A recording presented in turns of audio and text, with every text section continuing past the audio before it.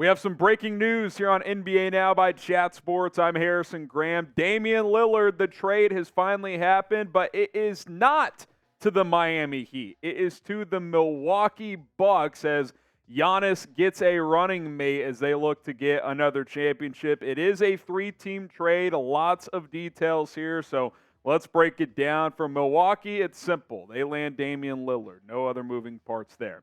Portland gets Jrue Holiday, DeAndre Ayton from Phoenix, Toumani Camara, a 2029 first-round pick from the Bucks, and then 2 pick swaps in 2028 and in 2030. Now for Phoenix, they move off of DeAndre Ayton, obviously. They land Jusuf Nurkic, Nassir Little, Keon Johnson, and Grayson Allen. So I think for Phoenix's side, because we'll obviously focus more on Milwaukee and Portland throughout the video, but for Phoenix, they get more depth, and that was kind of a big concern heading into the season with obviously Bradley Beal, Kevin Durant, and Devin Booker. They move off of Ayton, who wasn't happy there. They replace him with Nurkic and add some key depth pieces right there.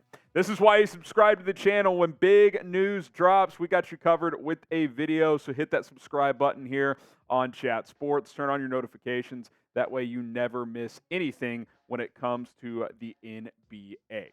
All right, so let's dive into this a little bit deeper. For months, Dame wants to go to Miami. Dame wants to go to Miami. He's a Heatle. No one else is going to land him because he's going to refuse to play anywhere else. Well, now he's in Milwaukee, and on paper, and assuming he's cool with this, this, to me, is the best duo in the NBA. Giannis as your Batman, Damian Lillard as your Robin. You look at the numbers for this new pairing from last year. Both average over 31 points per game. Giannis, obviously, a downhill player who likes to get to the basket. Dame, who can pull up basically anywhere once he gets past half court with his lethal long-range shooting ability. And what Dame has wanted for a while is a chance to compete for a championship, and he felt like that could no longer happen in Portland, so he wanted out. It's not Miami for him, but you got to think he's signed off on this, and there's even an old clip of him saying he could team up with anyone else, it would be with Giannis, and vice versa as well. So I think this clearly makes Milwaukee the favorites in the Eastern Conference, at least on paper. It's a loaded conference, man. Boston's still going to be good. I still think Miami's going to be good. The Knicks should be good. So this is going to make things very, very interesting. But in a critical year for Milwaukee, Giannis has kind of voiced wanting to win another championship, and if he has to go elsewhere to do it, he would. I think he kind of put that pressure on Milwaukee's front office, and, well, here comes Damian Lillard. I mean, I don't think you could ask for much more if you are Giannis, even if you did lose Jrue Holiday in this deal. Lots more to discuss from this blockbuster trade, but today's show is sponsored by PrizePicks, our brand new sponsor here at Chat Sports. And if you're looking to spice up your game days, get started with PrizePicks. PrizePicks is a skill-based, real-money daily fantasy sports game. If you're looking for a more fun way to spend your game days, then look no further than PrizePicks. So how does it work, you guys ask? Well, here's how. You pick 2 to 6 players, and if they will go for more or less than their PrizePicks projection, you can win up to 25 extra money on any entry. Here's an example. I've got a couple of picks here for you guys. NBA games obviously have not started yet, but they've got season-long projections here. I'm going more on Nikola Jokic's points. I think he'll average at least 26. And I'm going to go less on LeBron James. I think he takes a little bit of a step back this year. He's still going to be very efficient, but I think Anthony Davis ends up being the leading scorer in Los Angeles this year. 20 to win 60 there. Again, 2 to 6 players. I just went with the pick 2 here. But the more players involved, the more money you are able to win. And what's cool about PrizePicks too, they'll match your deposit up to $100. So here's what you do. Go to prizepicks.com/CLNS. Use that code CLNS. Why is it CLNS? Because I say so. It's 4 letters. You can remember it. CLNS.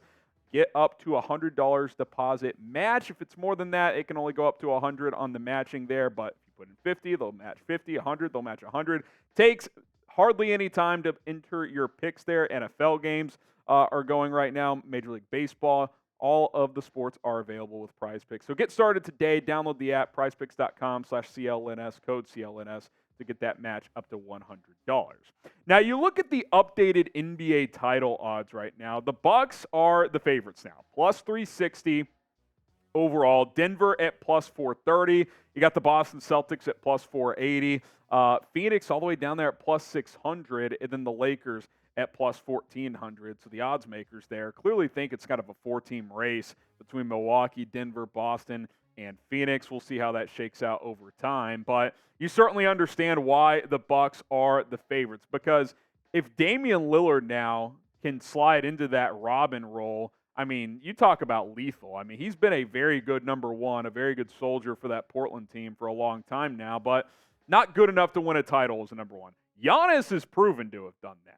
And you think, too, I think the biggest wild card for Milwaukee in all of this is Chris Middleton. Can he get back to what he was a few years ago when they won that championship, or even to 80-90% of that? Middleton's battled a lot of injuries the last couple of years, but the Bucks invested in him. They gave him that 3-year, $100 million contract. So now he slides down to be that number 3 guy behind Giannis and Dame.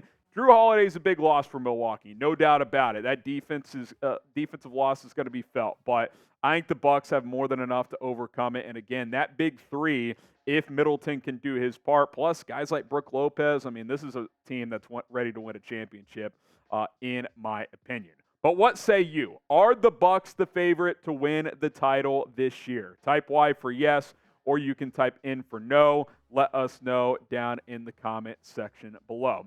Just a few other thoughts as we look back at this trade here before we get out of here. Reports already dropped that the Trailblazers are going to shop Jrue Holiday. They want to bring in more draft compensation, I would imagine. So we'll take a look at some potential interested teams in a second. For DeAndre Ayton, he gets to reset with a young Portland team as they enter that rebuild. He's wanted out of Phoenix, so he gets that, obviously. And again, I mentioned this for Phoenix earlier. They now have adequate depth. Sure, Ayton's a better player than Nurkic, but I think overall Phoenix got better. Ayton, I don't think he was engaged there anymore. That ship had sailed, so to dump him and still get an adequate player in Nurkic plus add a couple of bench pieces, I like that. So they're a force in the Western Conference, and obviously we'll see how that all comes together for them as well. Now for the Miami Heat.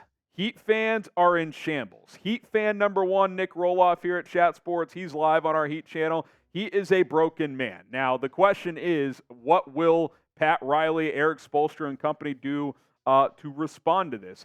Maybe they pivot to Jrue Holiday. There's been some chatter that they could be among the teams interested. Again, it's already being reported that Portland is going to redirect Jrue Holiday. Like, they're not keeping him. He's 33. He doesn't fit their timeline with their young pieces out there. So they're going to send him elsewhere. And you got to think there's going to be a lot of contenders interested. He's an excellent two-way guard. He can shoot the 3 ball. He can play on ball, off ball, defend 1 through 3s. Like, he's very, very good. He's 33, but he's still a very good player. I think some teams that come to mind immediately, the Lakers are always looking to upgrade their roster. The 76ers, there's already a report out there that they're interested in bringing him in. The Chicago Bulls, that backcourt could use some defense. Could they redirect DeMar DeRozan and put him next to Zach LaVine? That's an interesting idea.